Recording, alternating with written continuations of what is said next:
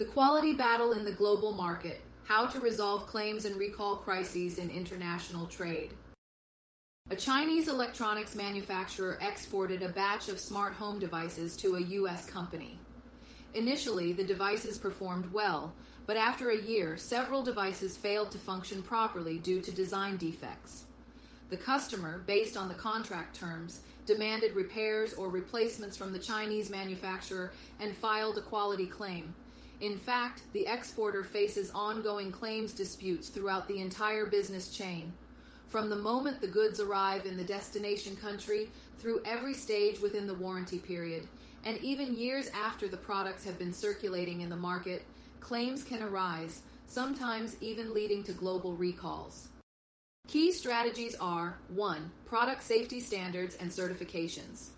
Exporters must ensure that their products meet the safety standards and certification requirements of the destination country.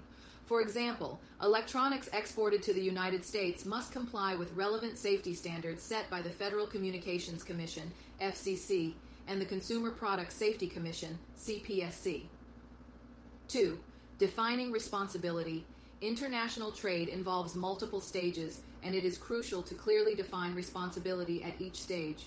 For example, design defects may lead to safety hazards, manufacturing process issues may cause quality defects, shipping and storage conditions may result in moisture damage, and port handling or transportation stages may lead to product damage.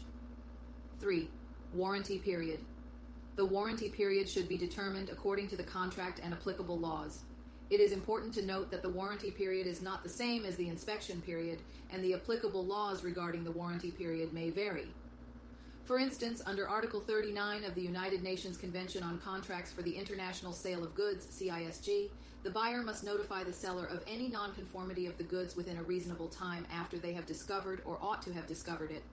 If the buyer fails to notify the seller within 2 years after the goods have been handed over, they lose the right to rely on the goods' nonconformity unless a different period is agreed upon in the contract. According to Hong Kong's Sale of Goods Ordinance, Section 37, if the buyer retains the goods for a reasonable time without notifying the seller that they have rejected them, the buyer is deemed to have accepted the goods. The definition of reasonable time is a matter of fact. 4. Consumer claims and product recalls.